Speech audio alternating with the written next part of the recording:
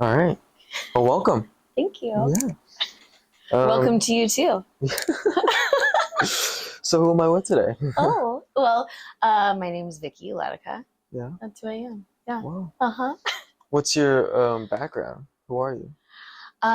Well, so I am, let's see, who am I? I'm a wife and a daughter. Not a mom yet, but one of these Yeah. days. There you Yeah. go.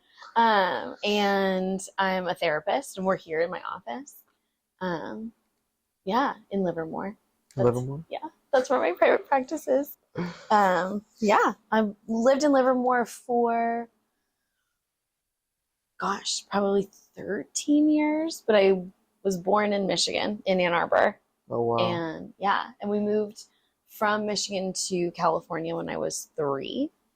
My Oh. dad's job, he was like a finance Mhm. officer for a bit, like a commercial bank. Yeah. And so we moved from Ann Arbor to Pleasanton, and I grew up in Pleasanton, lived there until I was 17, and then went to school in Santa Barbara. And then I came back up Wow. here. Wow. Yeah. Long life over here. Yeah. Long life over here. Yeah. Yeah. Yeah. Definitely a Going California everywhere. girl. Yeah.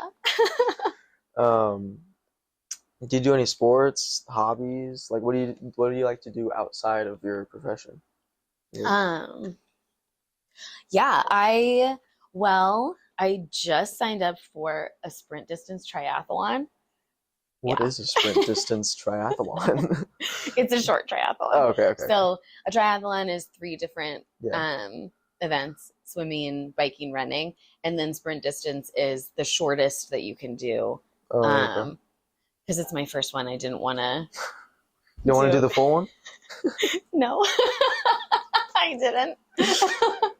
I thought, okay, I'll give it a go with the swim is a half a mile, the bike is just under 13 miles, and then the run is a little over 3 miles. So, Okay. yeah. So that's like what I guess, like, I don't know, that doesn't take up tons of my extra time, but that is something that I'm doing and working towards, and I'm excited about it. And then I also, I guess I exercise a lot. I go to CrossFit also. Wow. Yeah. So I started to do that in order to get stronger. Mm-hmm. I had been running for a long time. Mm-hmm. Back in, I think it was 2015. My husband was like, "Hey, I'm interested in challenging myself. So do you want to train for a half marathon with me?" And I was like, I hated running growing up. Hated it so much. I didn't play soccer. I swam and I played softball, and No running at all. no.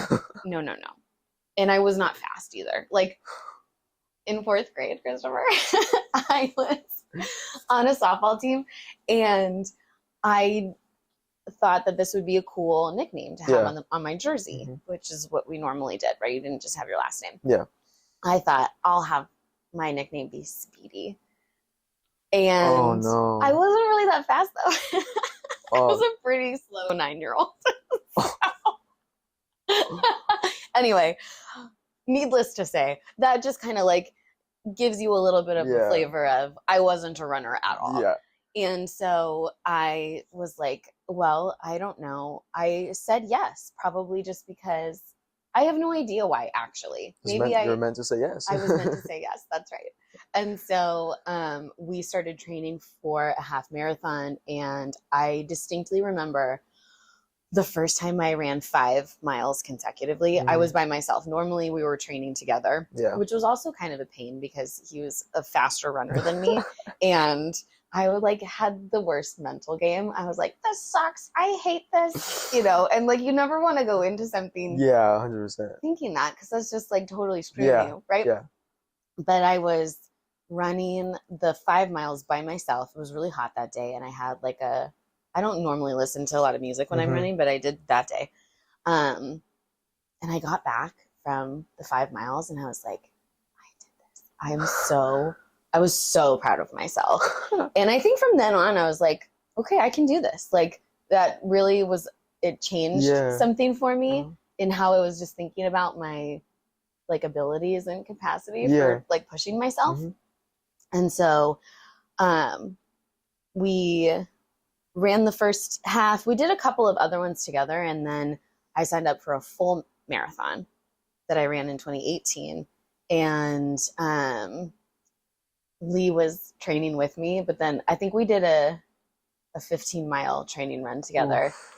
And where it was supposed to be 20, but we ran 15 and then we walked the last 5. Oh. We were both just toast. We were so done. And after that, he didn't really train with me anymore, and he hadn't even signed up for the full marathon anyway. And so funny. I did it myself. I ran the rest of my training runs by myself, and I remember coming across the finish line at the end of the full marathon, and I was like crying because I was so proud of myself. And I was also really glad that it was done. But it was mostly very proud of myself. And then I've just kind of been like running ever since. Yeah. And that's something that I do regularly just to like stay sane, I guess. Like I need to move and exercise now, but let me just, we just went the long way around to tell you why I started to do CrossFit. I was needing to like get stronger in my upper body. I had like chicken arms, and I remember really though, they were so, anyways. I remember my sister-in-law, who's like very tall. She's a slender person, and she like was not bulky at all, but like she comes to visit us, and she was like telling us about how she started something like CrossFit. She lives in Texas, and she just like flexed, and her biceps were huge. And I was like, Kayla, what in the world? Like, if you can do this, I think I can do this. Because she's also very like soft-spoken and stuff. And I was like, okay, well, she's brave enough. It motivated you to do it. Yes, she's got the courage to do it. I'm going to go for it. And so my first CrossFit class, I went to 5:30 in the morning because that was the only time I could go when I was still working both private practice and my other agency job. And I walk in, it was all dudes. And I was like, am I in the right class? Then thankfully like 1 or 2 other women came in. Yeah. But yeah, I was doing CrossFit at 5:30 a.m. for like a year and a half because that was the only time I could go. And now I'm hella strong, and I have really, really strong arms. No, just kidding. I mean, I am a lot stronger. Yeah. That was definitely an inside joke too between Lee and me when I would come home like almost every single day. I'd be like, this is what we did. I'm getting stronger. 5:30 is early. 5:30 is so early. Yeah. So when I switched to just full-time private practice, so sorry, 5:30 a.m. people, I ditched them, and now I go to like 8 in the morning instead. That's great. Yeah, it's so much better. What motivates you to do something like that? Go on those 15-mile runs and wake up at 5:30 in the morning to work out, do CrossFit?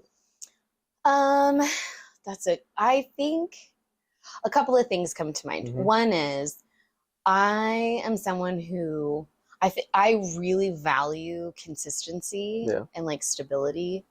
And I value that in other people. I really appreciate that in others. And I really value it in myself. And so there's something about staying consistent and accountable to like myself and my goals. Because that's another thing too. Like I have the triathlon that I'm training for. So having a race or having something like that definitely motivates me, because I think about the idea of going to do this thing that if I didn't train for it, I'm just gonna like die. I mean, I wouldn't actually die, but like, you know what I mean? Like I want to do well. Yeah. And I think that that's another thing that does motivate me too.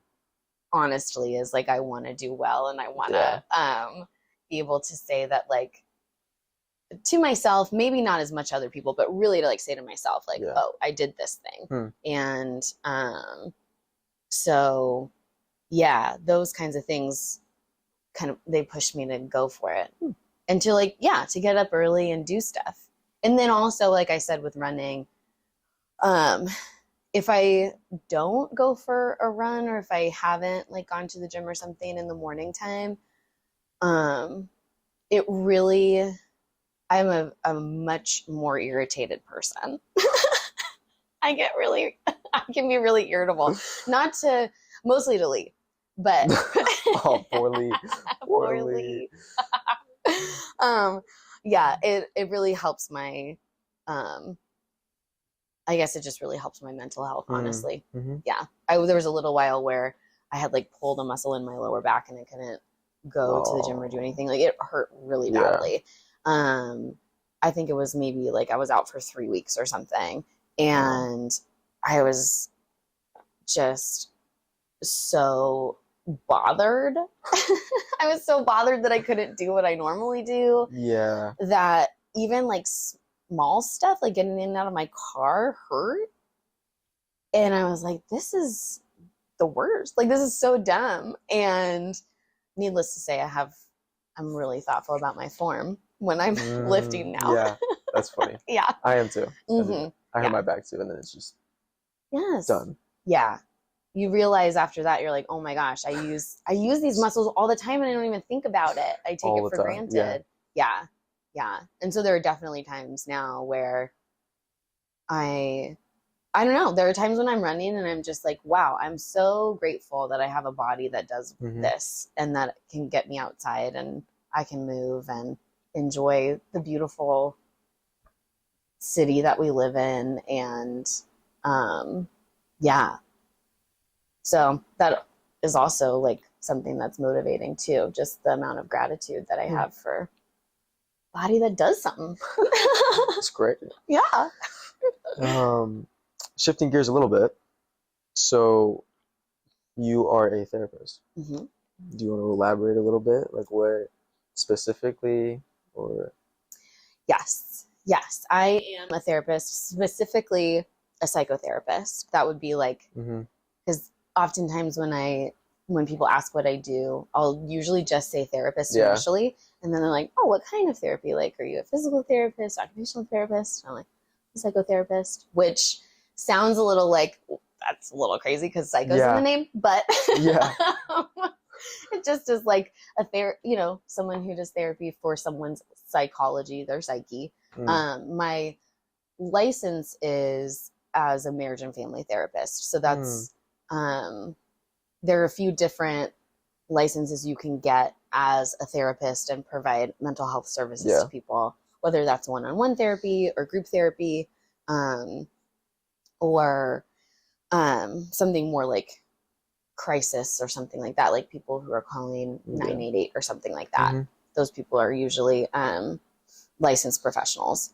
So my work is mainly with individuals, and I see sometimes I'll do family sessions if I'm needing to do that with usually with my teen clients. I'll meet with them and their parents, especially if there's like communication issues that are going on, where it would make a lot of sense for everyone to be in the same room together and let's just kind of like talk it out.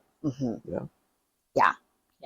And in my practice, I see like 13, 14 up through adults. Like my youngest client, I think right now she's 13, and then my oldest client is in her 70s. Oh, wow. What made you do the switch? Because you originally were doing marriage and marriage and then you switched. Yeah. So it's a little marriage and family therapist is a little bit of a misnomer. Like it feels a lot more specific than it actually can be. So I think I've kind of always been working with mainly focused on working with individuals, and then family therapy is kind of like in the mix as well. So before I started in private practice, I was working out in San Lorenzo, and I saw students at school.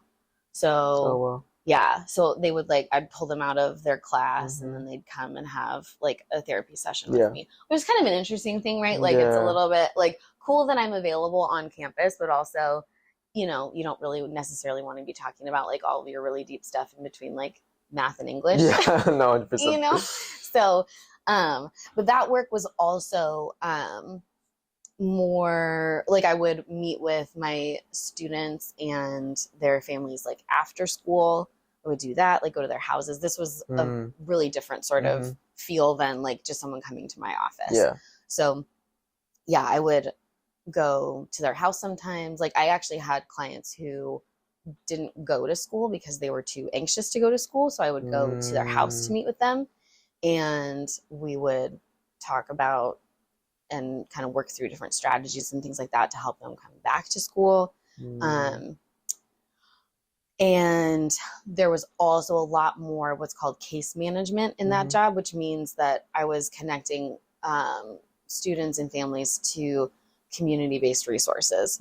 So, for example, I had a number of clients who were students in the like transition age adult school program out in San Lorenzo. So they were like 18 plus, but they're still in school because they're needing like kind of more of the, like they were in a program for like life skills development pretty much. So like budgeting, social skills, that kind of stuff, getting a job. Yeah, that basic sort of needs that you need. Okay. Yeah.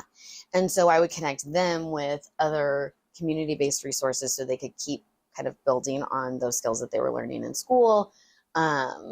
And also would connect parents and caregivers to other kinds of community resources for food. Maybe it was like,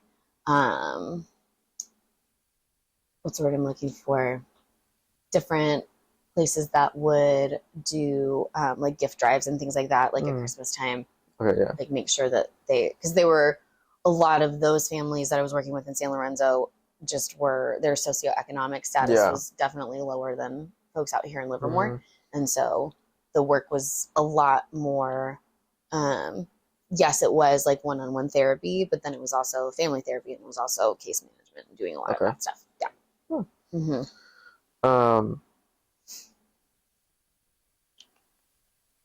How has being a therapist shaped your perspective on just like life and day to day, and how you now view other people and teens, especially nowadays? It has, well, I guess a few different things come to mind. One being, I hadn't gone to therapy ever before I started to go to school to become a therapist. Oh, so it's just brand new. I was like, when I was in my undergrad program, I actually had thought maybe I want to be a mediator. I was really interested in family systems and like conflict resolution. Yeah. And then I did an off-campus program where I was in San Francisco, and we had internships during that semester. And my internship was at San Francisco General Hospital. Oh, wow. And I can't believe it. I was 19 and I was a chaplain at at a public hospital, which is just bonkers to me. It's like incredible. I think back to my 19-year-old self and I'm like, wow, she had a lot of courage too. Like she was really doing stuff. Yeah. And that work in particular, I think,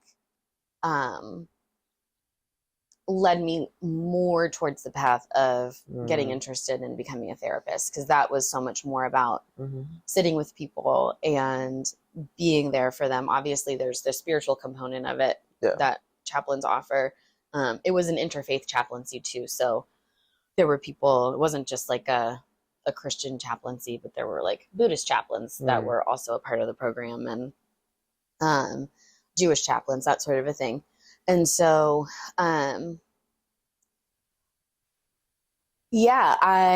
felt like, oh, this might be something that I'm interested in doing. I like listening to people and I'm curious about them, and I have a very, very strong like caretaker part of myself.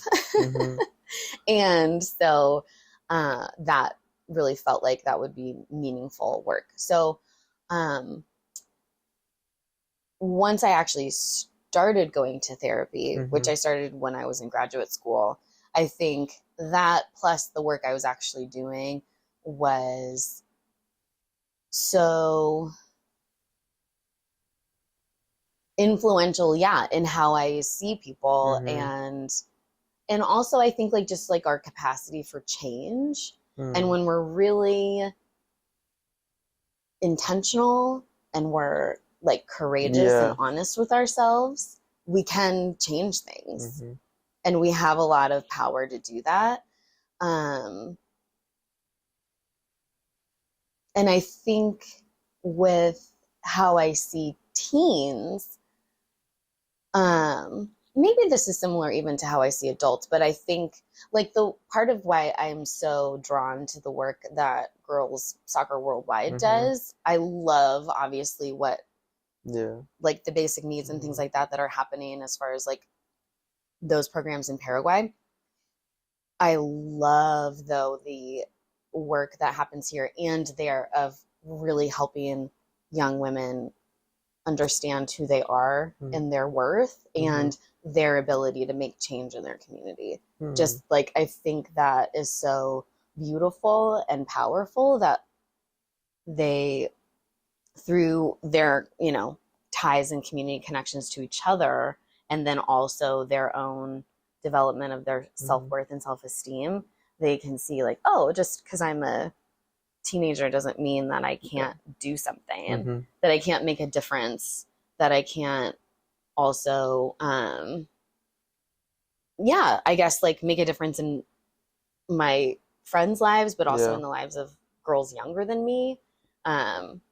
Those things are so valuable and are such beautiful things to then for them to take into their adulthood as well. So, yeah. I don't know if that fully answers your question. I got it. Do you think there's a misconception about being a therapist? Like, there's any misconceptions? And yes. If so, what is it? And why do you think that is? I think that one of the biggest ones is that we're constantly psychoanalyzing everyone that we're around. Yeah. Anytime I introduce myself at a party, I get one of two answers. The first one of them might be, oh my gosh, wow, what great work you're doing. And that's lovely. Thank you. Like, and they might say like, I could never do that. I might not really ever be able to do their job either. There you go. The other is, oh, so like, are you like trying to figure me out or figure out what's going on with people at this party or whatever? And it is funny. That's funny. Yeah. And usually I say, yeah, totally. I have you all figured out. Add on. No.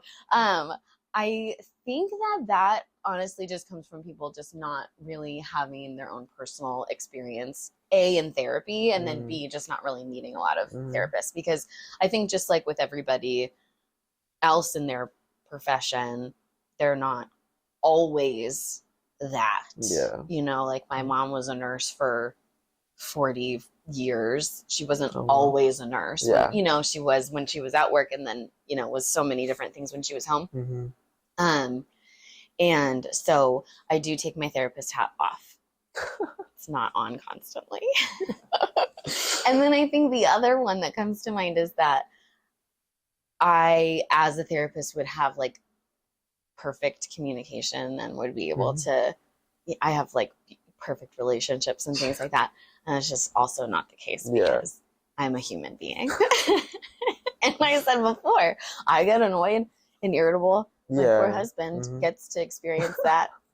He's kind of the only one that really sees it too. So, but I would say that those two things for sure. And then the third one that comes to mind is that I'm like gonna fix you or whoever. Like clients come in or parents will bring their teens in, and there's an idea that me as the therapist, therapy itself is going to fix what the problems are.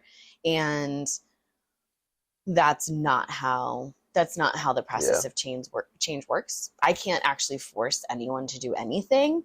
And that's a really relieving thing for me because like if I had a magic wand, really cool, but I don't. And so, I would say that that's another thing. People don't really realize when you come to therapy and when you see a therapist, it's so much about your own, like I had said before, your own actual courage to be honest with yourself about what your patterns are, to really slow things down, to be intentional about the time that we have in here, and look at what is happening so that way you notice where you have choice to come up with creative solutions, kind of like we get to co-create this stuff together. I'm much more someone who's a sojourner. I'm there with you as we're walking along the path. And I mean, because I'm not you, I'm gonna see, oh, I wonder, maybe we can take this little path here and see where that kind of leads us. So, there is some what we would call guided discovery. Guided discovery. But I'm not here to give you advice or tell you what you should or shouldn't do, and kind of act like I'm the expert in your life, because I'm not. So I think that is another thing that people don't really maybe always know about therapy and therapists.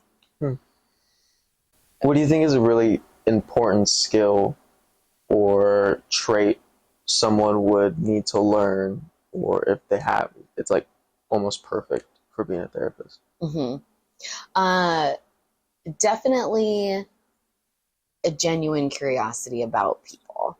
And I would say too, also about yourself, because as a therapist, you are the instrument of your work as well. So as much as the client is bringing in what they're bringing in, you as the therapist are also bringing in what you're bringing in.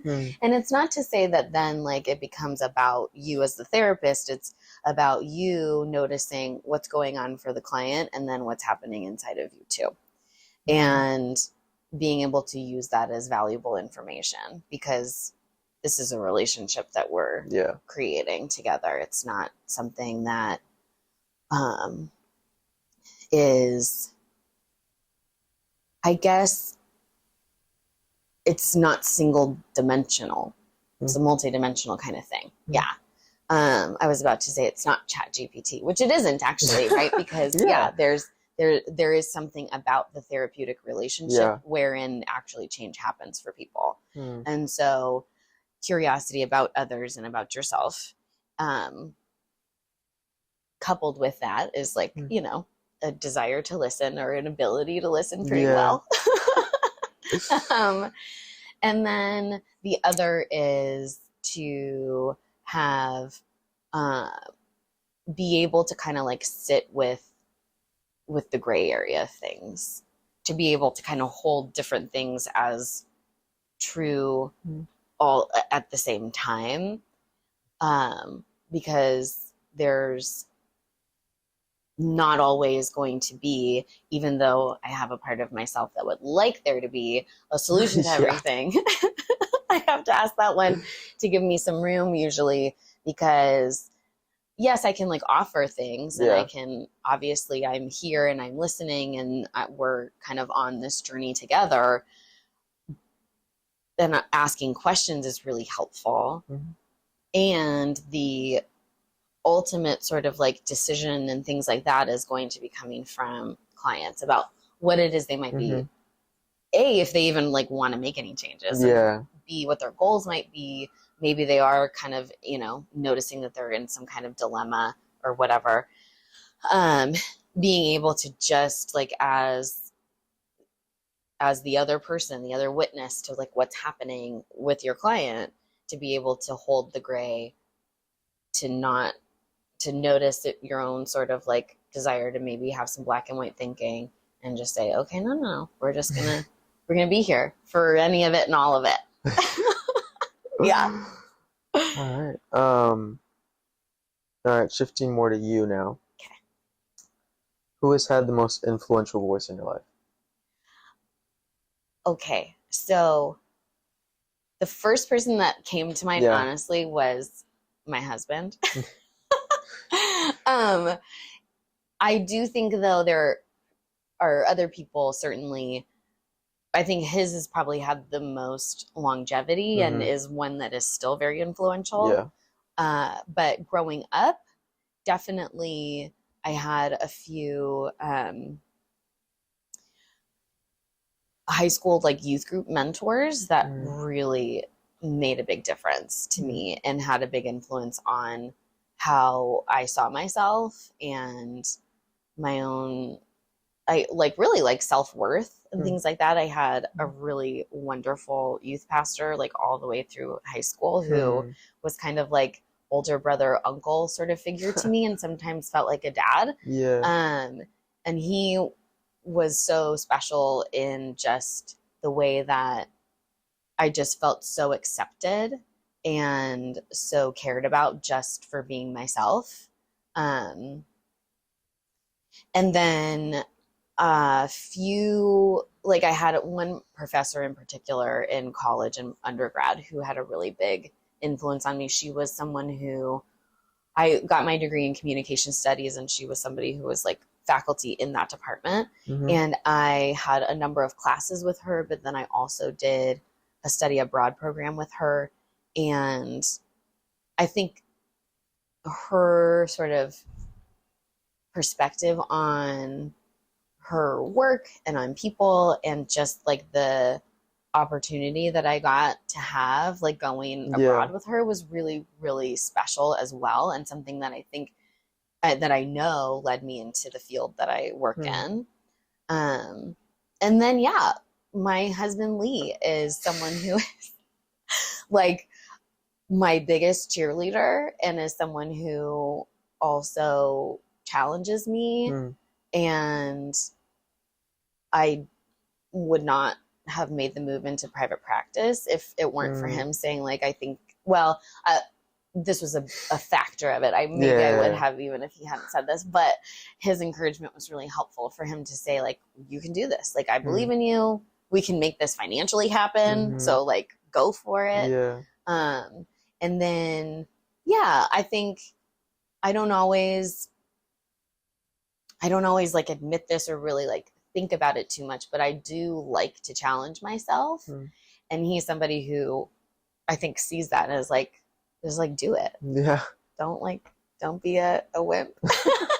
Do it. Yeah. Yeah. And then, I mean, there's also just not even in like the professional realm or even in like what I'm up to with like training for things and whatnot. But like, I mean, he and I are very different. We have a very different way of thinking about things and being able to have real and honest conversations, being able to be vulnerable together and grow together has been, I would say that like, I mean, we've been together for 20 years and I'm almost 37. So like we've been together longer than we haven't been. And so, which is like kind of bonkers, you know? I'm just like thinking about that. Yeah. That's really cool. Yeah. So, I mean, yeah, he plays a pretty big role. I'd hope so. He's a pretty important guy. Yeah. I had a question, and I did not fully write it down. Oh, all right.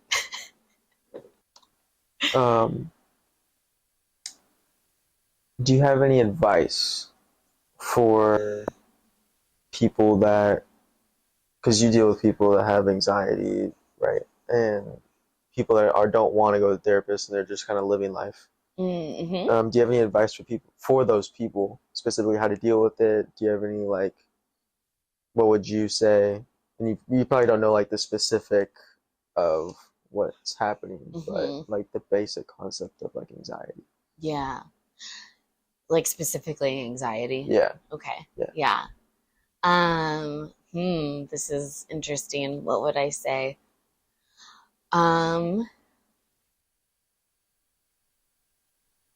Yeah.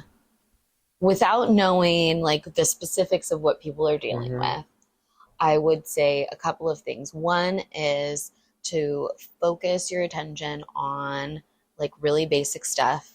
Am I getting enough sleep? Am I exercising? Am I moving? And like, am I eating enough? That sort of a thing. So like physical stuff, but really like exercise and sleep, because those are going to be things that just are going to impact your mood, no matter if you're dealing with anxiety or depression or something else. So there's that. Then the other thing that I would say is to look at your boundaries and like your relationships. How much of yourself are you giving to relationships? Are you giving too much and you're not really receiving much back? How much are you saying no to things versus yes to things? Like, are you kind of spreading yourself really thin and then you feel like you don't have a lot of time in the day, or you feel like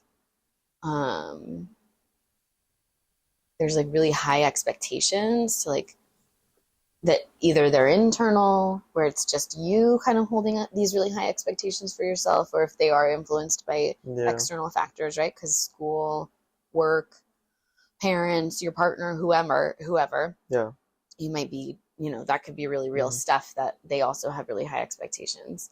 And then the other thing would be to really consider like, what is your internal dialogue like what's the chatter that's happening inside? Do you have a really like strong critic that has a lot of feelings about your feelings? It's a funny way to put it. Where there's like a lot of judgment happening. Because if that's a lot of the time where there can be a lot of like kind of going back to that idea of like black or white thinking, a lot of like, well, it's either this or it's that, or you're always this and you're never that, or there might be a critical part or another part inside that is thinking about, well, the worst is going to happen. If this goes on, the shit's going to hit the fan. Can I cuss on this podcast? You're allowed. It's fine. It's fine. The house of cards is just going to crumble. Right? That's like thinking of worst case scenario, catastrophizing, that sort of a thing. So getting more of a sense of, okay, what is happening inside of myself? What's the chitter chatter going on? Do I have a pretty critical part that's got a lot of judgments and feelings about my feelings? And what expectations am I trying to measure up to? Where are my boundaries? And then, back to the physical stuff. Am I sleeping enough? And am I exercising? Am I moving? It doesn't have to be like super vigorous. Like, you're not going for like a 10-mile run every day, but like, are you getting outside? Are you moving your body? Because that stuff's just going to kind of collect. So I would say, I guess those things would be sort of the real basics. Becoming more aware of what's going on internally. That's the first step. Bringing what's unconscious conscious. Well done. All right. Final question. What is the best song of all time? Oh my gosh. The best song of all time? I'm so curious. Wow. Or your favorite song. Wow. Of all time. That might be a little better, because the best song is like, well. Right, like objectively. Yeah, what's objectively. The best song? I don't know. Yeah. Man, okay. What's one of... You can't give one, you can give like three. Top three. Okay. Let's see here. Ponder just a little bit. Okay, yeah. Oh my gosh. I'm trying to think like when I'm in the car or when I'm listening to music. Yeah, where what do I really like listening to? Something that you don't skip. Right. That's like, oh, this song's on? Don't matter the mood. That's how I look at it. whatever the mood is, I'm like, yeah, this is great. Like, we're keeping this one on. Oh, yeah. Yeah. Oh my gosh. Is it bad if I don't really actually have an answer for you? You don't have an answer? No, that's fine. Yeah, I don't know.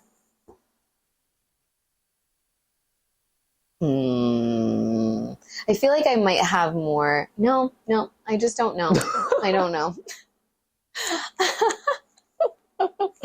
Yeah, I don't know. I play the drums, but I don't listen to a ton of music, to be honest.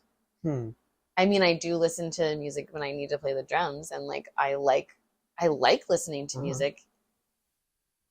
And I listen to a lot more podcasts and audiobooks because I'm an old lady and a nerd. I listen to podcasts. Oh, okay, good. Yeah. Yeah, so I don't know. I'm trying to think like when I was actually this song, I'm glad that I sort of was just doing a lot of out loud processing until this came to me. I love the song Higher Love by Whitney Houston. When that comes on, it's like the first song in one of the playlists that I will listen to when I'm running. That song comes on and I am moving. I'm feeling good. That's like the one song everyone has that just... Yeah, that's the one for sure. Yes. And then I don't skip anything when I'm listening to The Killers either. Killers? Yeah. I don't know that one. The Killers? I don't know that one. Also good running music, but like, yeah, they're kind of more like rock sort of stuff. Yeah. So, but Higher Love, Whitney Houston. Yep. There we go. That's what I'm sticking with. Well, from your external processing, I thought you play the drums? Yes, I do. I started to play almost 2 years ago. Oh, wow. Yeah. Mm-hmm. Do you just play a song and you just go at it and you just go along? Pretty much. Well, so I take lessons, and my instructor and I have, she'll give me songs, like we'll like break some songs down and stuff like that. So I have a playlist of those songs that I'll play through. And then sometimes, I'll just like put on something that I'm like wanting to listen to, and I'll just see if I can recreate the beats and just play along too, like the grooves and stuff. Yeah. So that's really cool. Yeah, it's so much fun. I can imagine it would be fun. Yeah. Yeah, it's been such a cool hobby to get started with. I had wanted to play, and for whatever reason, just never asked my parents if I could take lessons when I was younger. I don't know what I was like doing or thinking, but maybe in my mind I was like, I can't do that. I don't know. I really don't have a good explanation for it. But as an adult, when I had the time and the money, I said, I want to do this. I'm going to try. And like speaking of being courageous, in my 19-year-old self, I was like, I guess I'm going to be a chaplain in a freaking general hospital. And then, as a 34-year-old person, I said, I'm an adult, but I'm going to take music lessons. Nothing wrong with that. There's nothing wrong with no shame at all. And I'm glad I did, because I'm having so much fun. That's great. Mm-hmm. Wow. Yeah, very worth it for sure. Yeah. Well, I appreciate the conversation. Yeah. Yeah, this was great. Awesome. Yeah.